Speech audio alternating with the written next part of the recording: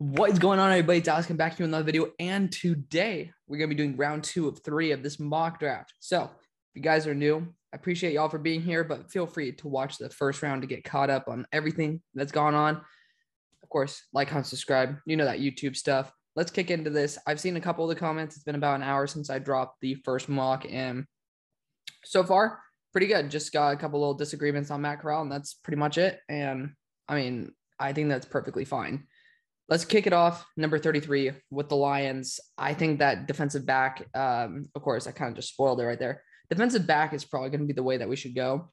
You know, we have some excellent talents on the board. You know, you got Drake Jackson here, Jaquan Brisker, as well as Jordan Battle, who I have as my safety too. And that's exactly where we're going. I think that getting impact pieces on this defense would be the right move, and it's a safe move as well. So Jordan Battle, Alabama, he's a first rounder for me. He's in my top 32 for sure. He's a really, really good all around safety, and he's going to be a good replacement for Jerron Harmon. I think that it's going to be a pretty seamless transition, if not a much needed upgrade. So Jordan Battle coming in, making an instant upgrade to this team. Number 34 with the Texans. Now, I think y'all could 100% go Corner here. Martin Emerson's the only dude who I'd consider at this spot. I would be a little bit a little bit weary of going with a guy like Roger McCreary or Mikael Wright, but still, I don't know if this is where I would be comfortable taking a corner or safety, or I'd be comfortable taking a safety, but I don't think safety is a need. I'm actually going to look in the quarterback realm for someone with a little bit more upside. Again, you're switching back to Tyrod Taylor. I would go Desmond Ridder, but we're going to have a little bit of fun this time. Carson Strong's going to take a jump here to the top of the second. I think that it makes a little bit of sense to take a shot on a quarterback with higher talent than Desmond Ridder. Desmond Ridder is a really good runner, but his arm is iffy. Carson Strong has the much better arm, and with how he performed with the 2-minute drill a couple weeks ago, he showed that he has that NFL clutch ability to lead a drive when it's all on him, and he was able to do that. He's able to perform. That's a big, big plus. With the Dolphins, I think linebacker is a huge need here. Given the linebackers available, I think you go with the highest N1 available, and that's Christian Harris. He has the most upside. And I like Brandon Smith a lot. It's like kind of just between like two little, you're pretty much nitpicking to try to find the difference between them, because both of them have some very big flaws, but Christian Harris has probably the most in terms of just pure raw talent available. Number 36 with the good old Buccaneers. We traded back with, I believe, who we trade back with? Oh, the Jags to get Charles Cross. So pretty good. I think that going after a high-end player might be the right move, like a high ceiling player. I'm looking at Trevor Penning here as not too shabby of an option to be able to use as the future at left tackle. You know, that wouldn't be terrible. I'm looking at interior offensive line. You just can't find them. You know, we could try to look at a corner here. Martin Emerson. Honestly, I think this is where he's going to go, just solely because you kind of desperately need that, and this is probably the right spot for it to go. Martin Emerson out of Mississippi State, going at 36. Taking him from my favorite fit for them is going to be the 49ers. But, you know, in the meantime, we are going to be, unfortunately, having to find a different route. Okay, now with Washington, I'm stuck between two positions here because I think they're both really, really good. I'm stuck between a free safety and a guy like Jalen Catalon, and an offensive tackle / guard hybrid and Sean Ryan, because Scherf's probably going to be gone, and we have another year left on Cornelius Lucas, if I'm not mistaken.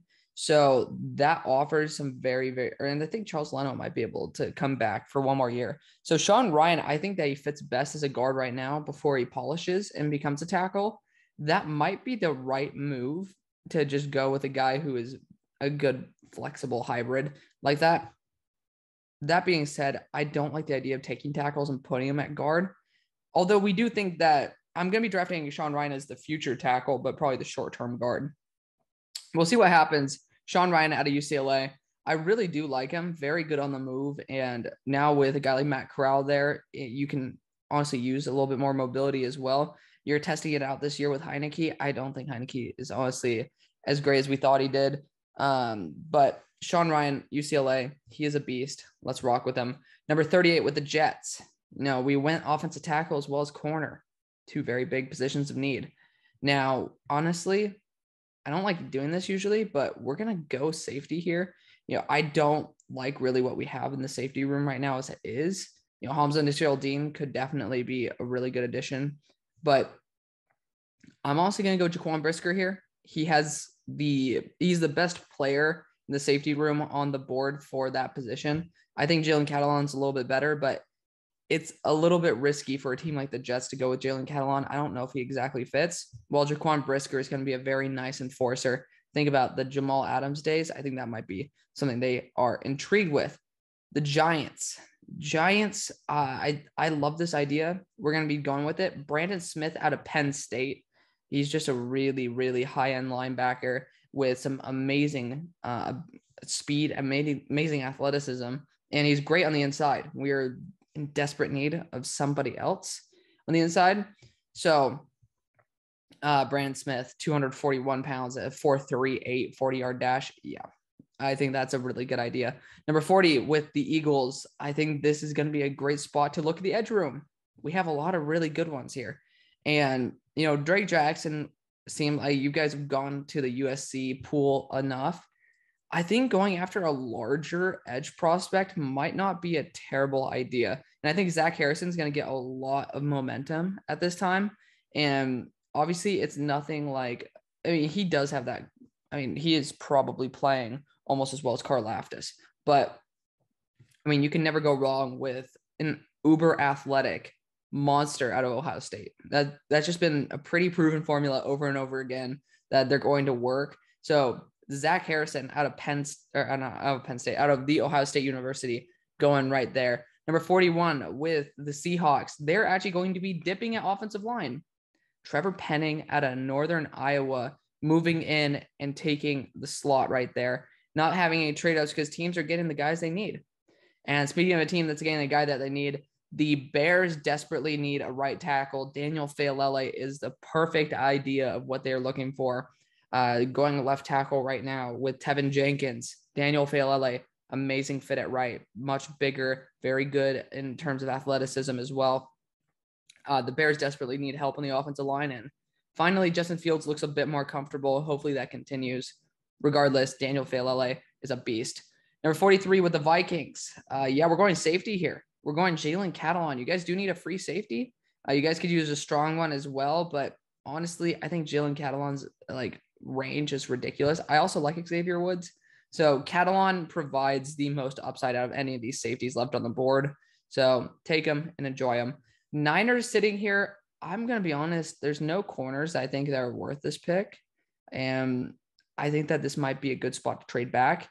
You could look at a wide receiver like Jahan Dotson. I think that'd be a great addition, but I do like the value of a Wan'Dale Robinson later on. Or Jahan Dotson if Wan'Dale goes before. I have no idea. Again, do this all live for you guys. So there are some really, really good talents that are falling. Desmond Ridder being one of them. There are teams that might be looking for a quarterback. So yeah, I think that might be a good idea. However, there's even Kenny Pickett on the board, for Christ's sakes. So there are some quarterbacks that teams who do need them will be willing to move up. It's a little bit iffy in terms of the offensive line right now. So I'm not really looking to move up there. Henry To'oTo'o is going to be going back to school. I just think that he's going to ascend into the first round as he gets more comfortable. Again, we could go after somebody like Jermaine Waller could be worth this pick. I'll say that. But there still are some really, really good safeties. Speaking of, this team does need a safety pretty badly. So I know you guys need a slot corner. You guys were trying to target Michael Carter in the last draft and kind of failed miserably. I think this is actually where we see a guy, Daxton Hill, who's a slot safety, go in and be able to light it up for this team. Really good value too. I totally forgot about Daxton Hill being able to play more of that slottish safety, free safety role. He can go single high. He can play as a slot corner. He has that versatility, which in a team that needs help in the secondary, I think that's a big, big addition. Number 45 with the Colts. I think the offensive line is kind of paramount here. Obviously, we're kind of screwed. So we're not going to be able to go with offensive tackle right at this point. This is going to have to be something that either you trade up for, or you're going to have to deal with it. You can go free agency, of course, but you guys say edge. I don't think so. You guys got Odeyingbo as well as Kwity Paye in the last draft. I think you guys are fine in the long run there. That being said, I think it's time to get an actual wide receiver, and Jahan Dotson's an absolute deep threat. It's time to get Carson Wentz some actual deep threat presence. Paris Campbell can't stay healthy, and it offers like a new fun little change to this draft. So Jahan Dotson to the Colts. There are trades, but so far I've just found that the value is good enough at all spots. At this spot with the Jets, now I would still look at edge here at a guy like Drake Jackson, just say, hey, the value is really good. Adam Anderson's going on with some legal issues right now. That's why I'm pushing him down a little bit. That usually scares teams. So, if it's cleared up by that time, he's still a top 15 prospect in this draft to me. But still, I think this could be a good spot to go tight end. We could look at a guy like Isaiah Likely being a fun one to take here, or you could look at Jeremy Ruckert. But I think Trey McBride might be the best choice here. There's just some freaky dudes down the line in terms of the edge class, and Trey McBride is an all-around high-end tight end prospect. So just watch out for that. Number 47 with the Bengals. I think that there are two positions I'd want to look at: corner and safety. For some reason, you guys have not signed your Jesse Bates back, which is concerning to me, although you didn't trade him. So I don't know. That being said, I think slot, like your cornerback room is just not too bueno, especially after this year. I think Jordan Lewis is doing a pretty good job. You guys can, of course, correct me on that one. Like, I would still look on the defensive line side I just like continuing to develop him, but that's just me. You guys do need some extra help at corner here. And I think this could be a good spot to trade back. This is a good spot too. I'm not feeling it right now. There's still Desmond Ridder on the board. There's still Kenny Pickett on the board. So, there are really, really good players that do deserve to be picked at this point. Also, some very high-end tight ends at this point as well. I can see the Giants even trying to make a big trade up for a tight end. I don't think that's going to happen though. It's not very favorable for a team to try to move up that far. But seeing if there's any teams that might be interested in some of these dudes, like Thayer Mumford, I could see a team like the Cowboys wanting to move up and solidify a really, really good prospect right there. I think that's what's going to happen. Jerry's going to make sure that, since I don't think that they pay Connor Williams, that they get their guy. And he's a really, really good tackle prospect as well. He just moved in this year. And so he's going to have a day one impact, but I think maybe sending a next year fourth might be worth it. You can get maybe a 7th rounder in return. I honestly think that would be the best move. The Bengals gain some good capital. The Cowboys now are able to either get a safety or that. I think Brandon Joseph's so good though. Oh, we already got offensive line. So even better, honestly, we need a safety. So Brandon Joseph, talk about upside, right? I guess it all works out. So I'm pretty sure that we got, what's his name, out of Texas A&M, Kenyon Green in the first. To be fair, I'd honestly make a bigger trade up for Brandon Joseph. So I think that's a really, really good trade. It was unexpected. However, that's what happens when you do stuff live. Brandon Joseph to the Cowboys. Now, the Browns, I would consider a quarterback here. Like, I know Baker is up and down, but like, are you going to pay him $40 million a year coming up in the next year or two? Like, I just don't think that's the right move. However, I do like this idea of David Bell coming in and being that true, attempting to be the true wide receiver one that Odell Beckham Jr. was not. Number 49 with the Chiefs. I think you should continue on the defense. I don't really see these guys being a big impact on the Chiefs receiving room, even though they keep trying to get dudes. It's really weird. I think that you could go even another edge. I know we went one in the first round, so that's a good sign. I would say going after a slot safety similar to Tyke Smith wouldn't be a terrible idea at all. I think that would be probably the best choice. So we're going to go Tyke Smith here, slot corner safety out of Georgia. Again, somebody who I was probably going to take the next pick. We're going to be frank. I think that might've been a really good idea. Tyke Smith, it's going to be pretty much what you replace there already. In Kansas City, I mean, your secondary is not too great. And I don't think you guys would disagree with that. So I'm trying to think of the guy who keeps making big mistakes. That's why I keep tripping up on my words. But you guys know who I'm talking about. He's definitely not worth keeping on the team. And I don't even know if he is on the team. But Tyke Smith is certainly worth replacing him. 50 with the Broncos. I mean, we could definitely look at edge here. And Drake Jackson's on the board. I think you can't pass that up. So Adam Anderson's a better talent. Again, there's just issues legally right now. But, I mean, the question is Nick Bonito or Adam Anderson the guy for you? Drake Jackson was a better fit for the Falcons, but we still need to get edge. We got a nice left corner for you guys. I think going an edge is probably the best option. And I'm stuck between these two guys. They're a little bit smaller, sure, but I think that their talent is excellent. I'm going to say the legal battles push him down to the mid-second. Adam Anderson out of Georgia, staying in Georgia. I'm going from Athens to Atlanta. I really do like him. I think that he's an absolutely amazing phenom level talent. So lock him up right there. With the Patriots, I think this is a good spot to go corner. And I know they are fine taking dudes that like are just out of nowhere. So I think that getting Noah Daniels here is the right move. Really, really high-end corner out of TCU. I like Kyler Gordon more, but I know the Patriots go for their guy, and Noah Daniels feels like their guy. At number 53 with the Steelers, I think that this is the spot where you go quarterback. Desmond Ritter's not the type of guy that I think Kenny Pickett's going to be. And Kenny Pickett deserves to go before him at this point. Desmond Ritter's been making some very stupid mistakes, and Kenny's been going off. Granted, I think Kenny Pickett might be older than Desmond. Desmond Ridder is still a redshirt senior, but Kenny Pickett he's at Pitt. So I can see him going in the first. I really pray to God he doesn't, especially if a guy like Linderbaum's on the board. But now you get Pickett, Linderbaum. That is a killer first 2 rounds, and we keep our picks. I'm liking it so far. 54 with the Raiders. I think that, at this point, I'm really a big fan of getting that guy out of UConn, but I'm seeing a team that might want to move up for a quarterback. I am at least looking for a team to move up for a quarterback. I know the Falcons, they're not going to get a quarterback this draft. I'm pretty sure that not Dan Campbell, he was formerly on the Falcons, but I think Pease was talking about how he was like, oh, I came here because of Matt Ryan. So Matt Ryan's going to be there for life. He's not going to be replaced anytime soon. He has at least a couple more years before they start looking for a QB, which is unfortunate because that's usually a good time to select a quarterback.